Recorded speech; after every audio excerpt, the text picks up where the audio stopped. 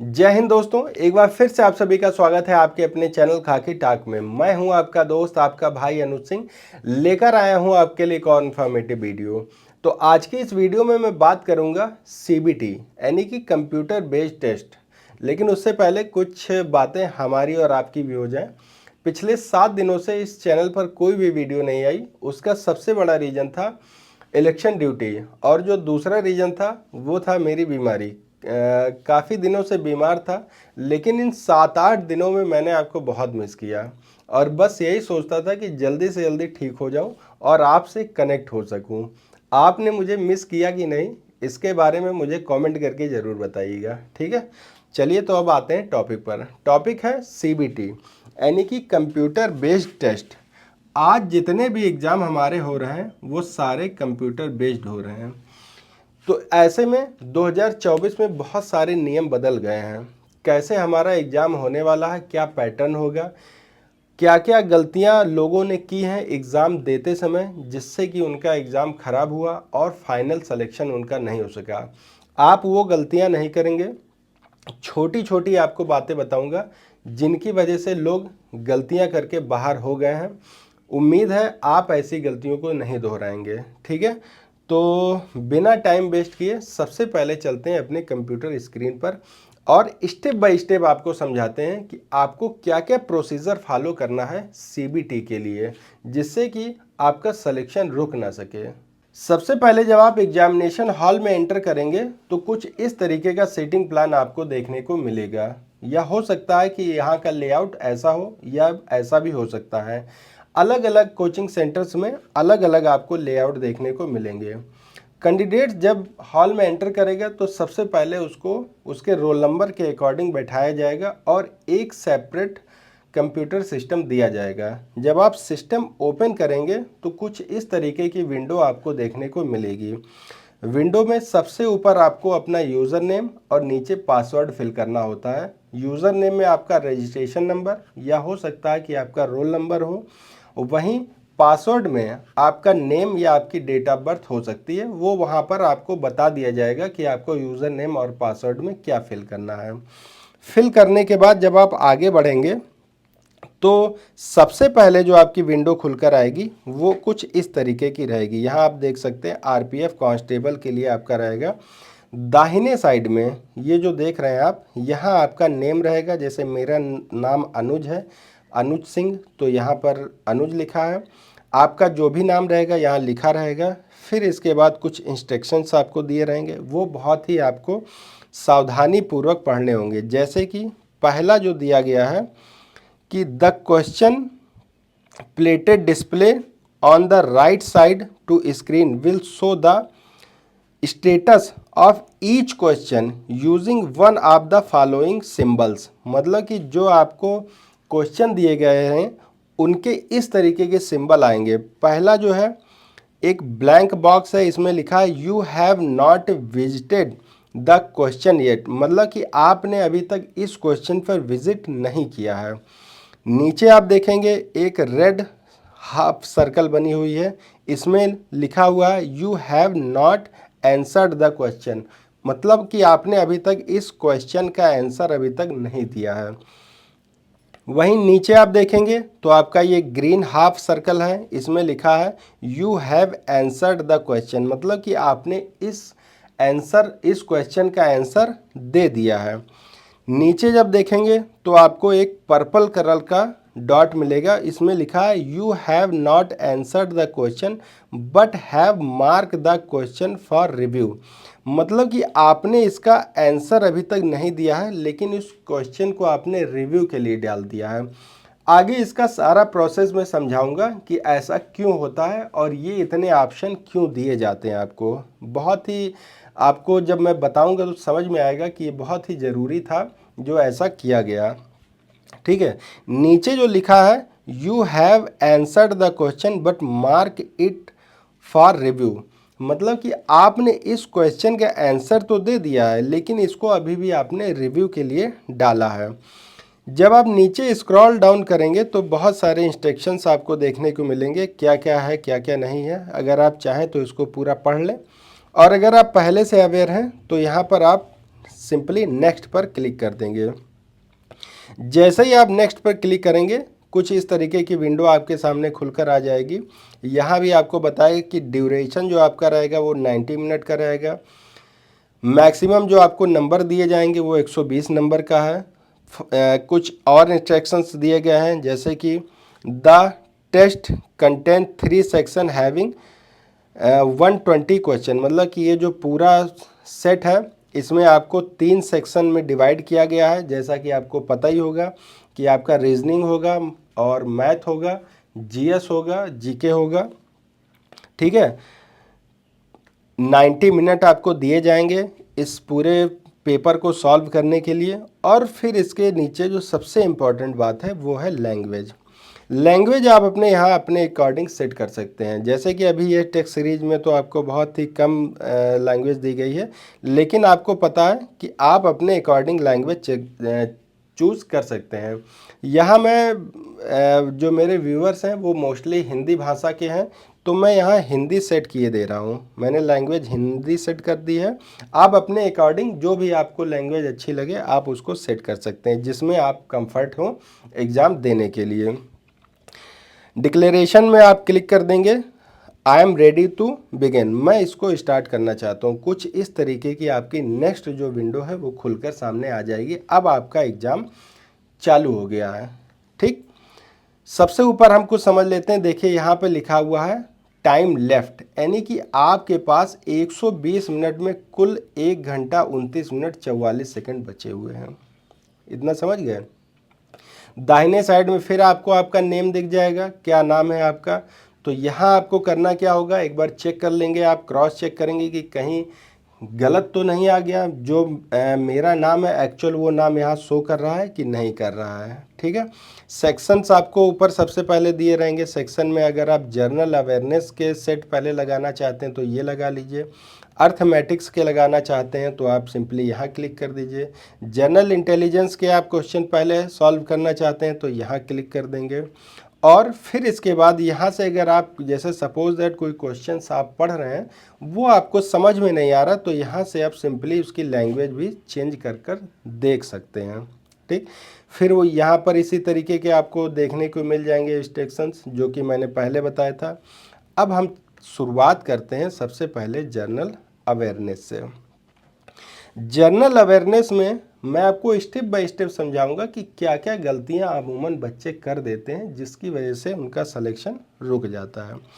Suppose that पहला question जो खुलकर मेरे सामने आया उसमें लिखा प्रत्यक्ष विदेशी निवेश के प्रकार निम्नलिखित हैं सिवाय, ठीक।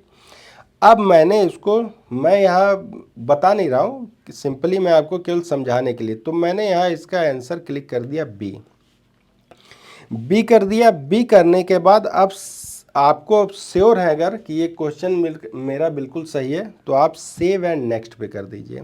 अब आप यहाँ चेंजिंग देखेंगे कि क्वेश्चन नंबर 1 आपका पूरी तरीके से सेव हो चुका है।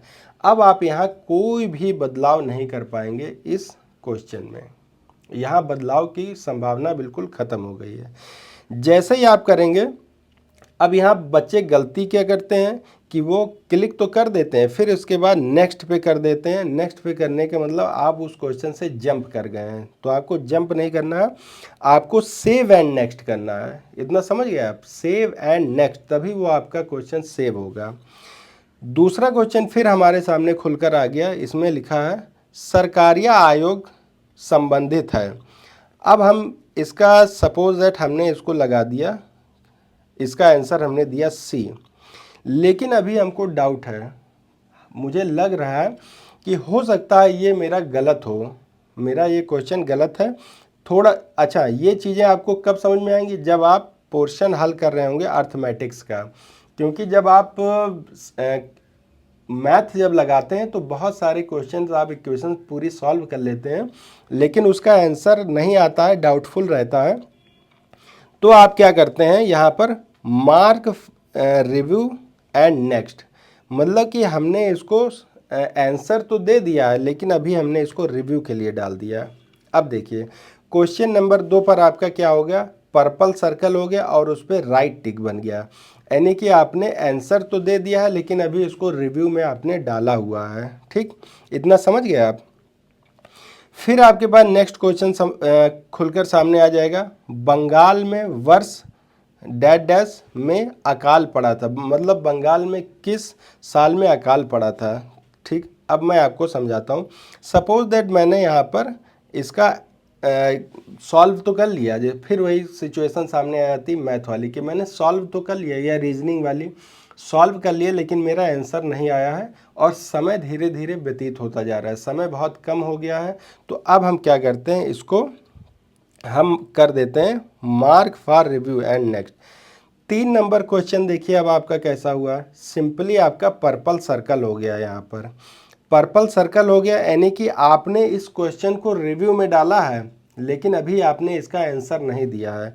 वहीं 2 नंबर का आंसर तो दे दिया लेकिन अभी इसको आपने रिव्यू में डाल दिया है। दो चीज़ें हैं, दोनों को बहुत ही छोटा सा अंतर है और बहुत ही बारीकी से आपको यहाँ पर समझना होगा।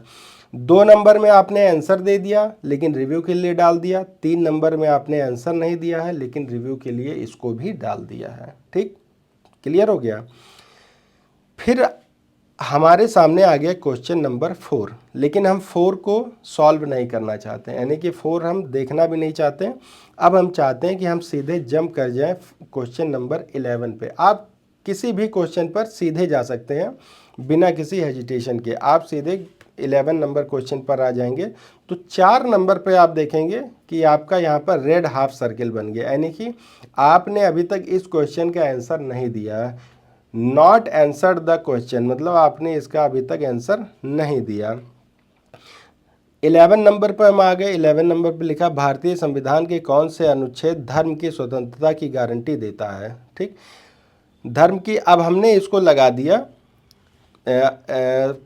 इसका आंसर दे दिया ए में जब आपने इसका आंसर दिया तो इसको सिंपली आपको सेव एंड नेक्स्ट करना है, फिर वरना सिचुएशन आपके लिए क्रिटिकल हो जाएगी। अब हमने कर दिया सेव एंड नेक्स्ट। तो अब आप देखेंगे कि सेक्शन नंबर 1 में आपने 2 क्वेश्चन सॉल्व कर दिए हैं लेकिन 2 के आंसर नहीं दिए हैं। एक आपने बिल्कुल छुआ ही नहीं है और क्वेश्चन नंबर 2 को रिव्यू के लिए डाल दिया। अब आपका पूरा सेक्शन मान लीजिए कंप्लीट हो गया। अब आप चाहते हैं कि जो समय बच रहा है आपके पास, यहाँ आपकी टाइमिंग चलती रहेगी। देखिए 2 तरीके की टाइमिंग है।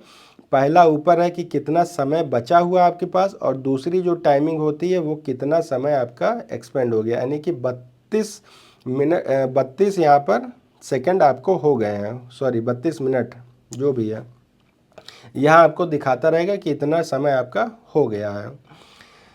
तो अब हम चाहते हैं कि जो मैंने रिव्यू के लिए डाला था अब मैं उस पर आ जाऊं। तो रिव्यू के लिए आपको देख रहे हैं कि क्वेश्चन नंबर 2 आपने रिव्यू के लिए डाला था। रिव्यू में आप गए तो आपने देखा कि सरकारिया आयोग संबंधित है, आपने इसका आंसर दिया था सी, लेकिन अब आपने थोड़ा सा सॉल्व किया, दिमाग लगाया, आपको कुछ समझ में आया, आपने सोचा कि इसका तो बी हो सकता है, तो आपने बी लगा दिया सिंपली और इसको सेव एंड नेक्स्ट पे। अब देखेंगे कि जो हमारा क्वेश्चन नंबर 2 था वो ग्रीन हो गया है, ग्रीन हो गया यानी कि आपने इसका आंसर दे दिया। वहीं अभी 3 नंबर अभी भी आपका पर्पल है, यानी कि आप 3 नंबर भी आपने आधा सॉल्व किया था और उसको छोड़ दिया, आपने उसका आंसर नहीं दिया था। अब आपने सॉल्व किया, आपको समझ में आ गया, आपने इसका आंसर डी लगा दिया और सिंपली इसको भी सेव एंड नेक्स्ट कर दिया। अब देखेंगे 3 क्वेश्चन आपके बिल्कुल पूरी तरीके से ग्रीन हो चुके हैं, यानी कि आपने आंसर दे दिए हैं और इसको सेव कर दिए हैं। अभी ये जो आपको वाइट बॉक्स में, यानी कि अभी तक आपने इन सारे क्वेश्चंस पर विजिट ही नहीं किया, यानी कि देखा ही नहीं है, तो यहाँ सिंपली आपको पता चल जाएगा कि किन किन क्वेश्चंस को आपने देखा है, किसका आंसर दे दिया है, किसका आंसर देना अभी बाकी है। आपने मान लीजिए कि जनरल अवेयरनेस, आपने जनरल अवेयरनेस के लगा लिए इतने सेट, आपको ऐसा लग रहा है कि नहीं मेरा मैथ या रीजनिंग छूटा जा रहा है, तो आप सीधे जंप कर जाइए सेक्शन पर, जाकर सीधे आप जंप कर जाइए अर्थमेटिक्स पर। अर्थमेटिक्स पर आप सॉल्व करिए क्वेश्चन, आपको यहाँ देख सकते हैं कि आपको यहाँ पर विंडो खुलकर आ जाएगी। 35 क्वेश्चन आपको सॉल्व करने होंगे मैथ के। अब आप यहाँ भी वही सेम प्रोसेस फॉलो कर सकते हैं, चाहे तो आप आंसर दें, जंप कर जाएं या फिर ना दें। फिर आप जनरल इंटेलिजेंस पे भी जा सकते हैं, यहाँ भी आप इसी तरीके का प्रोसीजर फॉलो कर सकते हैं। तो आपको इतनी बात समझ में आ गई होगी सिंपली कि मुझे करना क्या है और कैसे कैसे अपने प्रैक्टिस अपने पेपर को स्टेप बाय स्टेप सही करना है।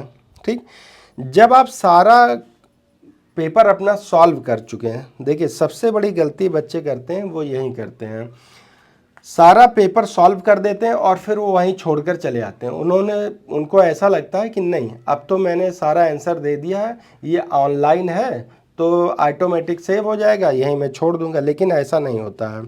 आपको इसके लिए सबमिट टेक्स्ट पर क्लिक करना होगा। कहाँ करना होगा? Submit test.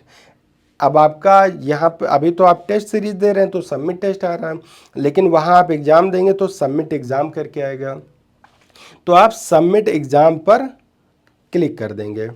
यहाँ पर एक पॉपअप खुलकर आएगा, एक विंडो नई आएगी, उसमें बताया जाएगा कि section, number of question, answered, not answered, mark for review, not visited. General awareness के 50 क्वेश्चन थे जिसमें 4 के आंसर दिए आपने, 2 के आंसर नहीं दिए हैं, और 44 क्वेश्चन ऐसे थे जहां आपने अभी तक विजिट ही नहीं किया है। इसी तरह सारे सेक्शंस का आपको खुलकर डाटा सामने आ जाएगा और आप यहीं सिंपली सीधे यहां पर सबमिट कर सकते हैं। अब जो आपका एग्ज़ाम है वो पूरी तरीके से यहाँ सबमिट हो चुका है और आप अब एग्ज़ाम सेंटर से बाहर आ जाएंगे। ठीक है, आई होप कि आपको ये सारा प्रोसेस समझ में आ गया होगा। लेकिन किसी भी पार्ट में, किसी भी सेक्शन में आपको दिक्कत आ रही है, कोई भी एक छोटी से छोटी बात आपको समझ में नहीं आई है, तो आप मुझे कमेंट करके बता दीजिएगा। मैं आपके सवालों का 100% जवाब देता हूं और आपकी समस्या का समाधान पूरी तरीके से करूंगा, क्योंकि मेरी यही उम्मीद है कि मेरी वजह से किसी भी बच्चे का नुकसान ना हो, और मेरी वजह से अगर एक भी बच्चा सेलेक्ट हो जाता है तो ये मेरे लिए बहुत ही बड़ी उपलब्धि होगी। ठीक है, तो एक बार फिर से मैं आपसे कहूँगा कि अगर आपको कोई चीज़ समझ में नहीं आई है तो प्लीज़ मुझे कमेंट कर देना, मैं आपके सवालों का जवाब दे दूंगा। लेकिन अगर चैनल पे पहली बार आए हैं तो चैनल को सब्सक्राइब और वीडियो को लाइक कर लीजिएगा। तो मिलते हैं एक और वीडियो के साथ, तब तक आप सभी को जय हिंद, जय भारत।